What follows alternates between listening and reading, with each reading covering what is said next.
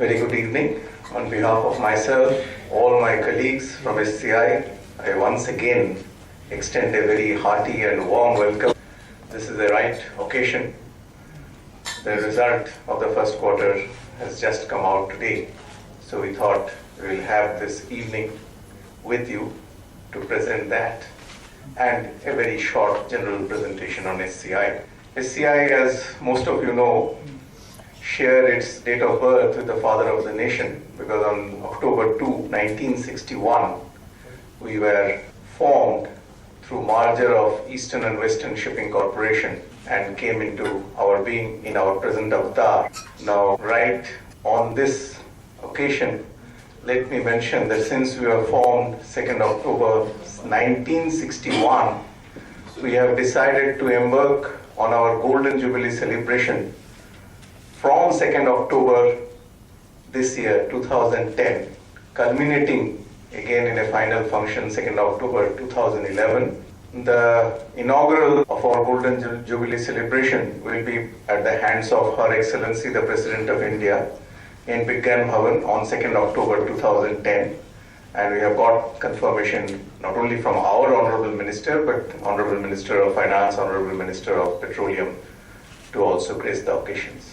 We have also decided to have a short international seminar on that occasion following the inaugural function, which will be again presided over by the Secretary Shipping, Sri Mohan Das, and we'll have our own DG Shipping, as well as the President of BIMCO, the largest maritime association of the world, and the Chairman of International Association of Classification Society, joining with us. Let me now embark upon this short presentation. At inception, we owned 19 ships of about 0.2 million DWT, and that constituted 14% of India's tonnage then. We were a pure liner company at our inauguration, but now, as you know, we have become a really one of the most diversified shipping companies of the world, having our presence in at least about 10 different types of ship. We reached, of course, the 5 million DWT mark just in about 12 years, and we reached the mark in early 80s, and unfortunately thereafter it is not only SCI's fleet but the entire Indian national tonnage growth stagnated, and as a matter of fact SCI fleet had come down to 4 million DWT. Now, of course, we are again above 5 million DWT. SCI today, we are the only Navaratna company. As you know that in the public sector system, government awards various categories: Miniratna, Miniratna 1, Miniratna 2, then Navaratna, and finally, of course, today there are 4 companies which are treated as Maharatna. So anyway, we became the first company in the maritime field to become Navaratna on 1st of August 2008. Today we have the largest fleet amongst the Indian ship owners, which is about 5 million tons and which consists about 35% of the total Indian tonnage. We also manage 69 vessels on behalf of various other government agencies: ONGC, Andaman Administration, UTL Administration, DOD, GCI, etc., etc. We have a consistent track record of profitability and dividend. Under the MOU system, we have been ranked excellent for last 17 years. Though it's mentioned 16 here, we have been ranked excellent for the last 17 years. We have a corporate network spanning all the 4 metros, as well as 1 office in London, but we have worldwide agency network because the shipping company requires its presence all over the globe because our service we offer all over the globe. So we have a worldwide agency network consisting of something like 130 agents all over the world. As I mentioned, we are one of the truly diversified shipping company, having presence in tanker, dry bulk, containers, offshore, passenger cum cargo. Our fleet, this just shows how important crude tonnage is there for us, that it alone is about 70%. And if you add the product tankers, the acid carriers and the ammonia carriers, then it comes to the tanker fleet comes alone to about 80% of our fleet. Dry bulk is about 15%. liner 4%, passengers 0.1%. Having said that, let me mention that liner may appear to be a very small segment from the fleet, but in terms of turnover, operating income, liner is much more significant. Liner income must be close to about 20% or little more of our overall income, operating income.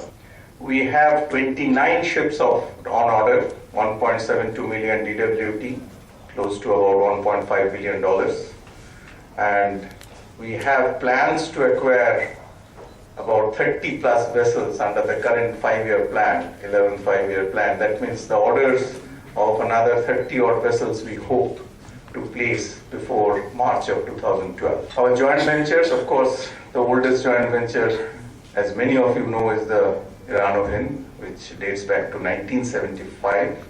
And then we have 3 LNG shipping companies. They are all one ship company.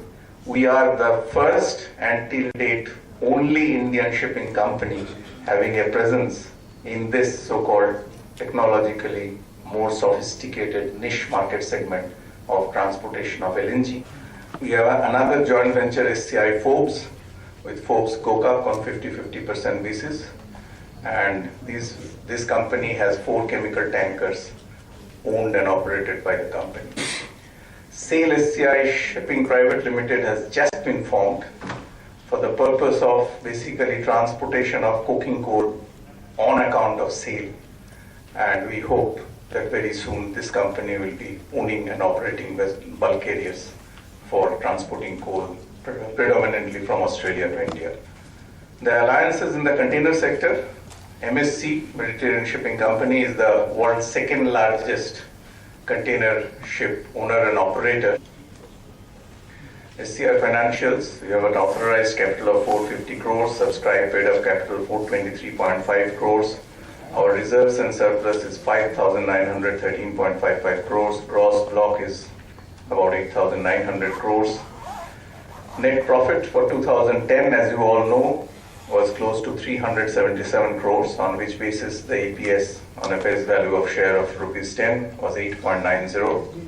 The debt equity ratio, which was earlier only about 0.26 just about a year back, has gone up because of our placing so many orders, have gone up now to about 0.43, and with hopefully all the acquisition as per plan materializing, it can become as high as 1:1 in a matter of a couple of years.